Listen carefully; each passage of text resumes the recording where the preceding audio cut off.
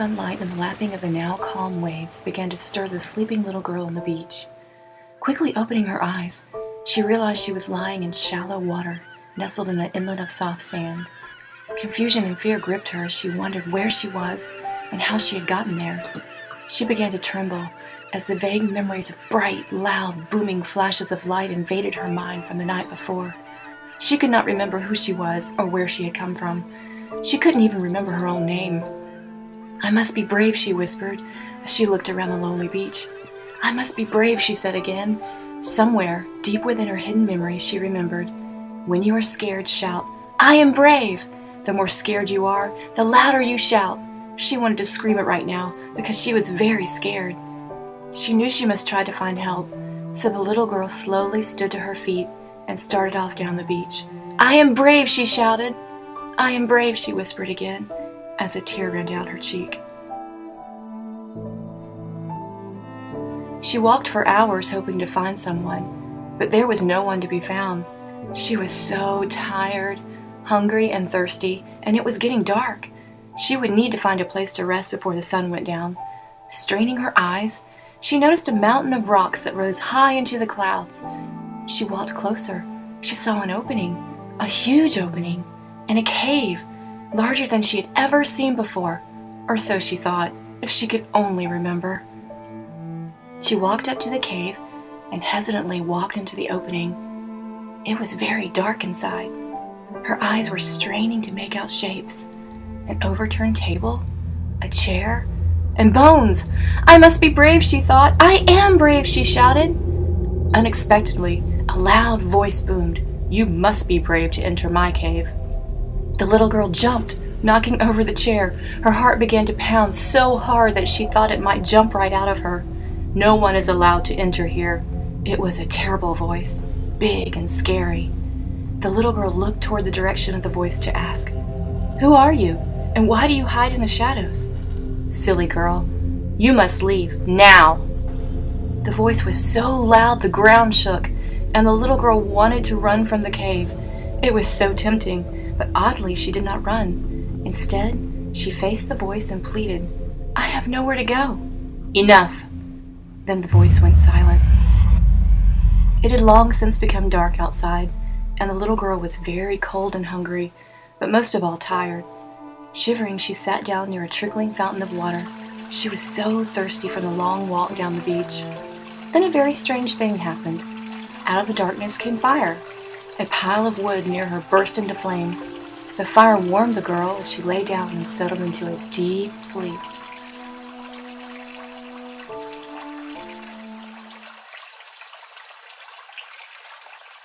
Morning came with the aroma of food and the loud noise of her stomach growling. Through sleepy eyes, she searched the room to find near her the table and chair had been set up right, and on the table was warm food. She ran to the table in delight. It was so good. Confused by the hospitality, she asked, "Are you there?" She expected to hear a rough, scary response from the darkness, but there was only silence. The little girl spent the rest of the day searching the beach for others. "If I could only remember something, anything," she thought. She wondered about the voice in the darkness. Was it real? Her little mind was spinning with questions, but there were no answers. Having nowhere else to go, she found her way back to the cave. She felt so alone. She found her place against the wall again and lay down to rest. Then suddenly, as the night before, out of the darkness came the fire. A fresh pile of lumber burst into flames and warmth filled the cave. "Thank you," she said, louder than normal, to ensure that if someone were there, they would hear her gesture of gratitude. There was no response, but she knew he was there, hiding in the darkness. She could feel his presence, and strangely, she felt very safe. She soon fell asleep. The next morning was like the first. "Good morning," she said. "I know you are there. Are you ever going to speak to me again?" she asked in her loud voice. "I have had no one to talk to for a long time," said the voice from the darkness. "What is your name?" the girl asked. "What good is a name if no one speaks it?" was his response. There was a long silence. Then the cave was filled with the sad sounds of a little girl sobbing. "You have a name and don't want it. I have a name but cannot remember it." she cried as she ran out of the cave. The little girl sat alone on the beach all day and watched the sun go down. She longed for home, but sadly she had no idea what home was like. The cave, she remembered. Turning, she looked over her shoulder, and suddenly a warm feeling came over her. There in the darkness she saw a warm glow coming from the normally dark cave. A small smile appeared on her sad face as she stared at the cave. Maybe she was home. The days began to be filled with challenges and adventure. Every day, new treasures could be found washed up on the beach. The little girl delighted at the items the mystery voice would leave for her. It soon became a game to see who could find the best treasure. Their bond of friendship grew stronger each day. The girl learned much from the voice about facing fears and accepting those who were different, and the voice began to endearingly call her Little One, and he learned about trust and friendship. The voice took good care of the little girl, and she was very happy as she grew into a beautiful and brave young lady. One day the voice noticed the girl was very sad. "Where is my brave girl?" he asked. She turned and snapped, "I am brave!" "I'm sorry," she said quietly. "I'm not sure," she whispered, turning away from the voice. Maybe she wasn't sure, but he knew, and he knew it was time. He knew she needed to find the answers she so desperately longed for, and to find them, she would need to seek them on her own. The next morning she awoke to see food packed into a small sack and clothes lay neatly out. She turned and stared into the darkness. "It is time, little one," said the voice. "Time for what?" she asked a little nervously. "Time for you to continue your search," the voice said sadly. There was silence from both for a long time. She just sat there, not knowing what to say or do. Remembering her first day on the beach, she once again felt alone and scared. She knew he was right. She had been longing for answers for a long time. "I am brave," she finally said out loud. "It is time for you to make your journey towards home," the voice said. This time he spoke with authority, and there was wisdom in his words. "Just remember, the unknown is an adventure, and do not fear it.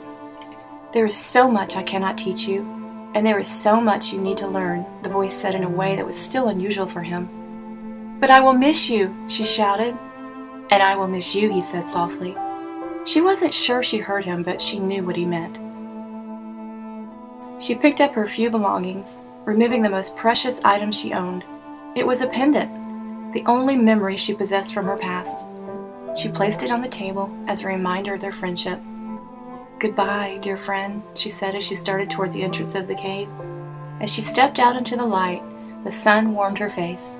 She was sad to leave all she knew, but strangely ready for the next adventure into the unknown. "Dargon." She stopped. "Dargon," the voice said. "That is my name." She smiled and kept walking. She loved her friend. It would be a long time until she would hear his voice again. "I am brave, Dargon," she shouted as she walked down the beach. Then from the darkness a chuckle could be heard. "Yes, you are, little one." The rest of the day she reflected on her time with Dargon and the few memories she had of a prior life. She knew she had a family. She could vaguely remember her mother's blue eyes and curling up in her arms as she sang to her. She knew her father was strong and brave, and they both had loved her very much. She wondered if she would ever see them again, and how she would know them. "I am brave," she thought as she walked deeper and deeper into the woods, not knowing what she would encounter next. The sun began to quickly descend behind the tall mountains that loomed before her, growing darker and darker. It was becoming very hard to follow the path, so she sat down and pulled out the sack Dargon had packed for her. As she unwrapped it, a strange glow began to shine around her. She smiled. It was a glowing teardrop, fashioned into a beautiful jewel pendant. He had thought of her too. He had told her how rare and valuable teardrop jewels were while telling one of his many stories of magical creatures. Legend was, if a tear should escape one of these creatures and fall to the ground, the tear would crystallize into a glowing jewel. The person who held the teardrop had the power to unlock unknown mysteries. She held the jewel gently in her hands and thought of Dargon. As she hung the jewel around her neck, suddenly, lights began to appear all around her. Entranced, she stopped and watched the vision of dancing lights. It was so beautiful. Beams of light began to descend in front of her, revealing a path she knew she must follow. In the distance, a bright light appeared. She realized as it grew in size that it was coming toward her. It was a warm light, one she felt safe in, and the shape of a woman began to emerge wearing a crown of stars. Beams of colorful light glowed all around her. "I am Moonbeam," she said, "and you are very brave to travel alone." "I am brave," she said, her voice quivering for a brief second. Moonbeam, sensing her hesitation, stretched her arms toward her and said, "Come, rest, you are safe now." She woke up the next day curled up amidst a sea of flowers, bright, happy flowers everywhere. As her sleepy eyes began to focus, she realized she was not with Moonbeam any longer, but curled up in someone's lap. She could hear the sound of laughter somewhere in the distance. As she turned and looked up, a very kind face was grinning at her. "Hello, my name is Eden," she said with kindness. "The teardrop jewel you possess has allowed you to enter our hidden forest." She smiled, realizing Dargon had provided the way. She knew she had found her next adventure. "Where is Moonbeam?" she asked. "Moonbeam is of the night. She is only visible after the sun goes down. We have all been expecting you." There were flowers everywhere. As they swayed with the gentle blowing of the wind, their enchanting perfume filled the air around her. She realized the laughter she had heard earlier was coming from tiny ladybugs that were tending to the garden.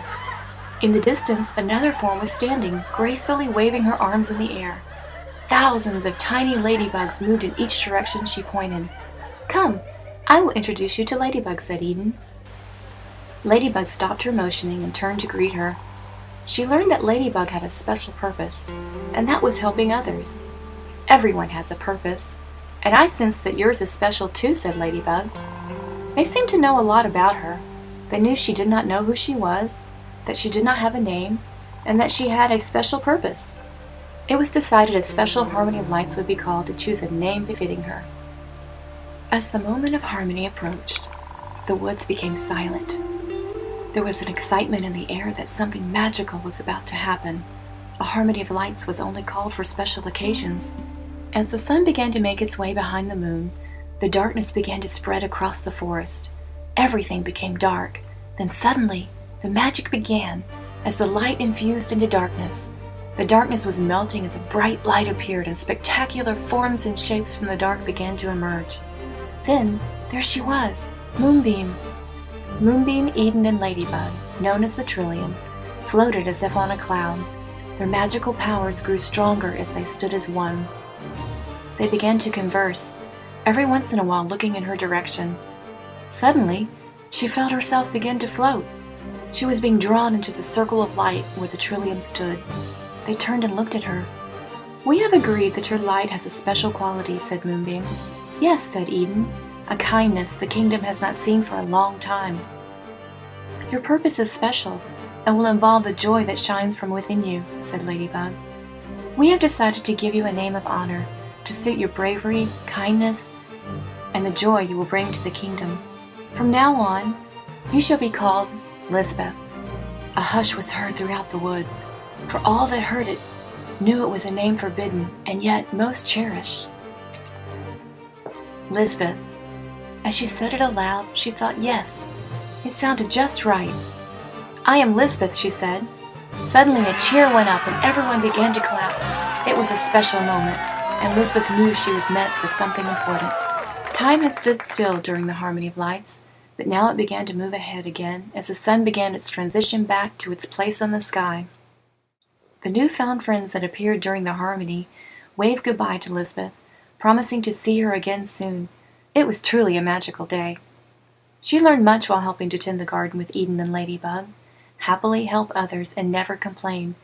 She spent many a night with Moonbeam, bravely encountering hidden dangers in the forest, while learning the wisdom of settling conflict through kindness. The days turned into months, as Lisbeth spent time with her friends in the forest. But the day came, much like the day came with Dargon, that she knew she must move on. There were still questions she needed answers to, and a purpose she had yet to fulfill. She must be brave yet again and seek the unknown. The Trillium, presenting her with gifts, said cheerful yet tearful goodbyes. knowing their paths would cross again one day, soon.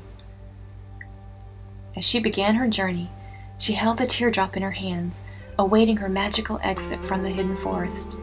This time, instead of a bright light, a heavy fog began to descend around her. She then touched the crown of light given to her by Moonbeam. A path began to emerge before her as she remembered to bravely follow the light in her heart. She smelled the flower of harmony she wore from Eden, and knew she could handle the next season of her life with wisdom and kindness. She began to laugh at the ladybug on her shoulders, who would always remind her she had a special purpose.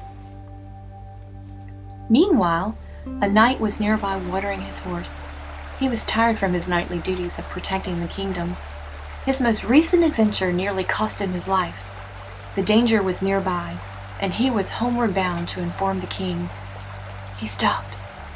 What was that sound? All was silent except the babbling brook. No, there it was again. He drew his sword and began to walk toward the sound. In the distance was a shape moving through the woods. He could not take his eyes off the vision he saw before him. He heard her laugh again and quietly put away his sword. "Excuse me, what are you doing out here in the woods alone?" he asked. She turned, startled, as someone had approached without her knowledge. "What nerve you have sneaking up on me like that," she said. "I am brave. Shall I not venture into the woods alone?" "It is not wise to wander in these woods," he said. "You are right, because people sneak up on you," she replied. Secretly, she was excited to finally find someone like her. But he was not what she had expected. "Where are you from?" she asked. "Can you take me there?" "And why should I do that, when you obviously want to be alone?" he replied. That was all she could take. It had been a long day. Tears began to well up in her eyes and her lips began to quiver. He began to melt. "Come, brave one. I will take you to the kingdom of Atrilia. My name is Galaron." "My name is Lisbeth," she said. He looked at her in shock. "You cannot have that royal name," he said. "It is forbidden." "Forbidden or not, it is my name," she replied with pride. He had to admit she had to be brave to carry that name, and she did appear to handle herself like royalty. "You must not tell anyone it is your name, or you will be taken to the king," he said. "That is silly. It is my name." "I will be brave and go before the king," she said defiantly. Galaron had never met anyone quite like her. She was brave and very beautiful. And so the banter continued for the next couple of hours. Nightfall was approaching quickly. Galaron, concerned for the safety of his new traveling companion, knew they would need to find shelter soon. There were many dangers in the forest, especially at night, and they were still a good day's ride from the kingdom. Up ahead he spotted a meadow. Near the meadow was a cave opening. It would be perfect for the night. Strangely, during his many travels, he had never noticed it before that day. Lisbeth, seeing the cave, was delighted as memories of the voice came to mind. She began to giggle as she entered the cave, shouting, "I am brave!" Galaron, amusement on his face, just watched as she searched the cave looking for what? He didn't know.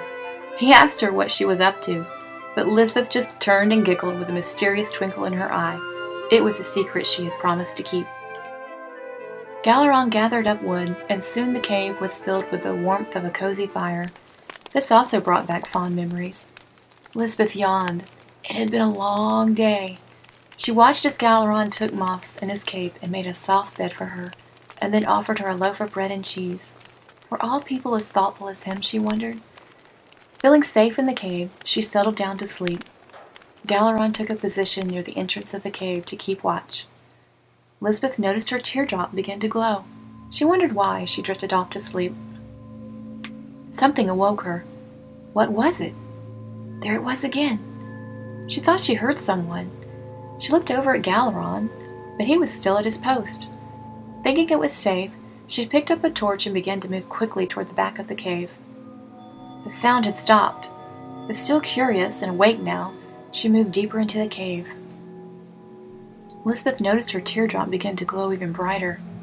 So bright, she really did not need the torch. She remembered what her friends had told her about it unlocking magical mysteries, and wondered if a mystery were nearby. She noticed the glow reflecting off a wall near a deep ravine, revealing what looked like ancient markings of creatures she did not recognize. As she studied the wall, she wondered if it told a story. Suddenly, Lisbeth sensed a presence, not like the voice, but an evil presence. Something brushed against her. She turned. She felt a force pulling her toward the edge of the ravine. Reaching to grab a rock, she slipped and fell. As darkness began to envelop her, she felt the pulling force suddenly stop. The next thing she knew, she was being carried.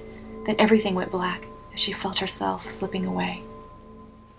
Lisbeth awoke with her head aching, and Galaron sitting beside her. She jumped, remembering the frightening presence.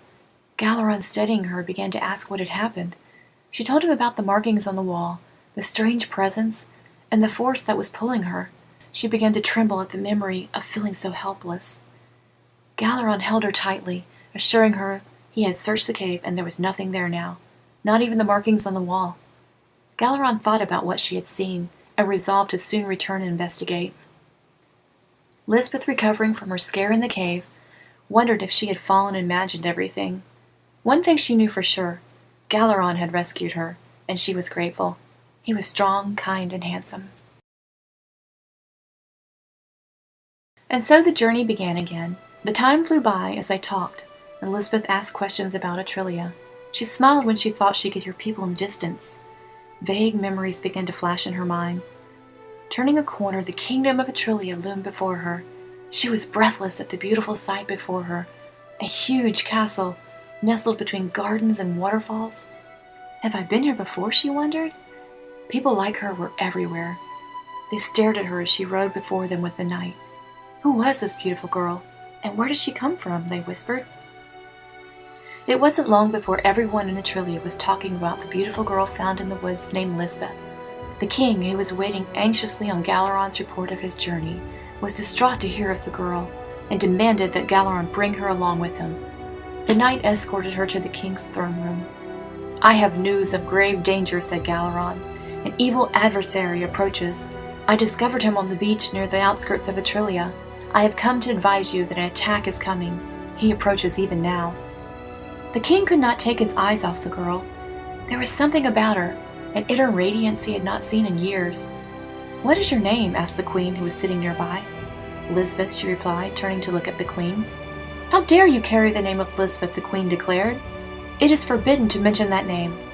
I am sorry, your majesty, but it is my name, she said. Silently the queen watched her, her presence reminding her of a daughter who had disappeared so many years ago, which had brought great sadness to Atrilia. The king turned to Galaron.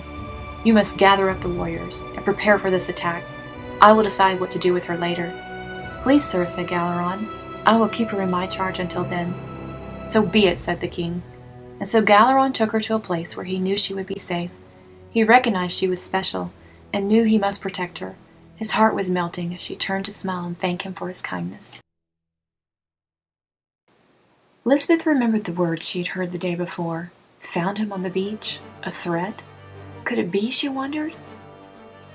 She sat close to the window, watching and waiting to catch a glimpse of the threat approaching. She had never seen the voice, but she knew it could be frightening. She knew what she must do. The knights began to move as one toward the dark silhouette in the distance. The ground shook as the shape suddenly began to move toward the castle. Closer and closer it came, inflaming fear into the hearts and minds of everyone present. The king became enraged as he recognized the pendant on the creature, a gift he had given to his missing daughter. We must be brave, shouted the king to the knights. He knew they would fight to the end to save the kingdom. The casualties would be high. Yes, very high, yet again. Then suddenly another shape appeared, moving toward the creature, a small figure hidden under a cape. The figure walked through the wall of knights and up to the very face of the creature. This infuriated the creature, and he began to draw back to let loose his flame of fire on the poor, brave, but ignorant soul. The creature hesitated as the figure lowered the cape that had covered her head. He laughed. It was a woman. Silly girl, you must leave now, he shouted. Galaron, fearing for Lisbeth's life, drew his sword and ran to defend her. I am brave, she said loudly to the creature. Galaron stopped. He saw the confusion on the creature's face. The others watched in awe as she bravely stood before the massive creature. I am brave, she shouted. And then, there, on his chest, Lisbeth saw it, the pendant she had left the mystery voice long ago. Recognition began to flicker in each of their eyes. "Dargon?" she whispered. "Dargon?" she said louder. As she pulled out her magical teardrop, it began to glow brightly. "It is me, little one. Why do you come to destroy the people you sent me to find?" Lisbeth turned to the king and knights, who were looking on in fascination. "Why do you come to destroy my friend Dargon?" she asked. "When I was a little girl, he took care of me. I was lost on the beach and he gave me a home. He taught me to not fear the unknown, but to embrace it." The creature turned toward the king and said, "I am Dargon. Do not fear me. I do not wish to be your enemy." The king's face began to change from one of sadness to joy. Could it be? The king looked from Dargon to Lisbeth. He told them how his daughter had disappeared many years ago.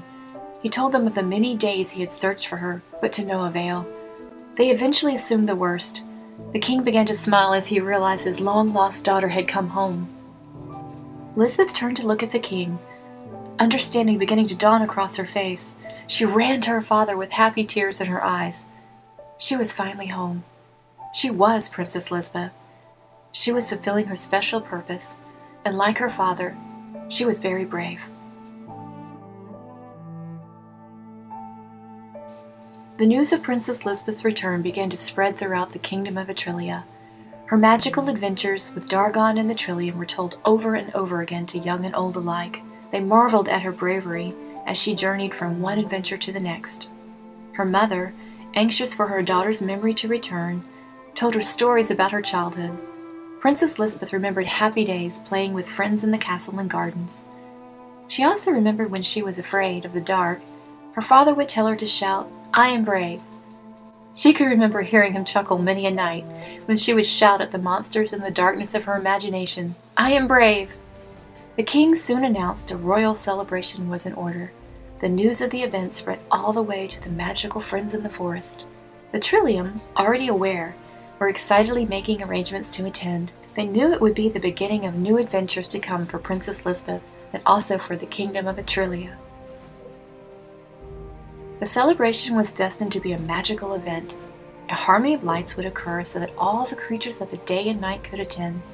The kingdom had never heard of such an event, so the excitement grew as the day approached. Finally, the day arrived. Thousands of Atrillians gathered to meet Dargon, who had helped Princess Lisbeth so long ago. The excitement began to build as they waited in anticipation. A hush was heard as light began to meld into darkness. Beams of light began to flash as Moonbeam, Eden, and Ladybug appeared, followed by the magical creatures. Everyone stood in awe at the enchantment happening before their eyes. Suddenly, Princess Lisbeth appeared at the entrance, escorted by Galaron. A cheer rose up from the crowd as he guided her to the center of the ballroom where the Trillium stood. It was the beginning of a beautiful celebration of friends and family, and the introduction of magic to the kingdom of Atrelia. Dargon, still preferring to be alone, endured with patience and awkwardness all the attention he was receiving. Once the threat of destruction, he was now a protector and friend of Atrelia. He had missed Little One, and was relieved she had finally made it home safely. Dargon was the only one of his kind, and he understood how alone she had felt that first day in his cave. Lisbeth brought him joy, and now joy would reign again in the kingdom of Atrelia. "Dargon?" "Yes, Little One. I have a name now. Lisbeth." "Yes, Lisbeth," he smiled, "but you will always be my little one."